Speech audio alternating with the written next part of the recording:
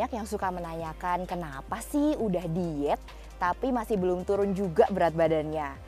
Jadi sebenarnya untuk turun berat badan kita perlu suatu kondisi yang disebut dengan defisit kalori. Yang mana artinya kalori yang masuk lebih kecil dibandingkan kalori yang keluar. Untuk mengatur kalori yang masuk tentunya kita perlu tahu dengan jelas berapa banyak sih makanan yang kita konsumsi. Kemudian yang kedua tentang kalori yang keluar.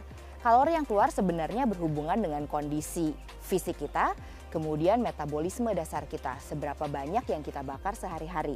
Tapi sebenarnya kalori keluar bisa kita tingkatkan dengan olahraga. Jadi perlu kita evaluasi dulu, apakah memang sudah terjadi defisit kalori. Yang perlu digarisbawahi, seringkali merasa sudah makan sangat sedikit, tapi ketika dianalisis ternyata makanannya tinggi gula atau tinggi lemak sehingga padat kalori dan defisit kalori belum terjadi. Satu hal lagi yang perlu diperhatikan adalah keberhasilan diet tidak hanya dinilai dari penurunan berat badan.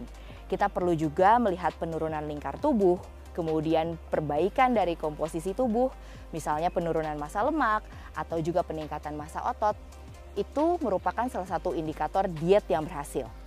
Atau juga kita dapat lihat dari marker laboratorium yang semakin baik dan juga penilaian subjektif dari individu yang melakukan diet. Misalnya lebih longgar bajunya atau tidurnya lebih nyaman dan juga lebih segar, bugar, dan performanya semakin meningkat dalam kegiatan sehari-hari dan olahraga. Untuk evaluasi dari keberhasilan diet perlu dinilai terlebih dahulu. Apakah pola makan, olahraga, dan gaya hidup sehari-harinya sudah tepat? Namun jika pola diet, pola makan, dan pola olahraga sudah baik dilakukan, masih belum juga mencapai penurunan berat badan dan juga keberhasilan diet yang lain, perlu dilakukan evaluasi dan dapat dipertimbangkan adanya kondisi medis tertentu. Dan ini dapat dipastikan dengan pemeriksaan lanjutan misalnya terkait dengan pemeriksaan hormonal, pemeriksaan kadar nutrisi seperti vitamin dan mineral, atau dapat juga pemirsa lakukan pemeriksaan genetik di mana dapat dievaluasi kecepatan metabolisme dan diperlukan misalnya diet-diet apa yang memang tepat sesuai dengan kebutuhan individu. Oke, untuk pola makan yang tepat dalam menjalankan diet, yaitu semua itu tergantung jumlah, jenis, jadwal, dan jurus memasaknya. Untuk jumlah, pemirsa harus mengetahui seberapa besar kalori yang dibutuhkan setiap harinya.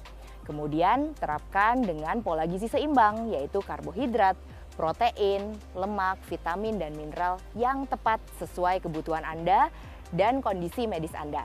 Kemudian untuk jenisnya, untuk karbohidrat, pilihlah karbohidrat kompleks, misalnya seperti nasi, kentang, gandum utuh, jagung, ataupun roti-roti dengan olahan tepung namun dengan yang gandum utuh, jangan yang roti biasa.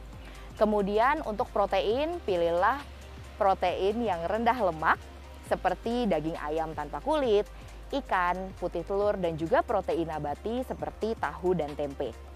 Pastikan protein Anda cukup karena protein sangat penting untuk memberikan rasa kenyang yang lebih lama dan juga menjaga massa otot bahkan meningkatkannya jika jumlahnya cukup. Untuk lemak, pilih lemak yang tidak jenuh misalnya dari alpukat, minyak zaitun, minyak canola, dan juga bisa juga didapatkan dari ikan-ikan laut dalam.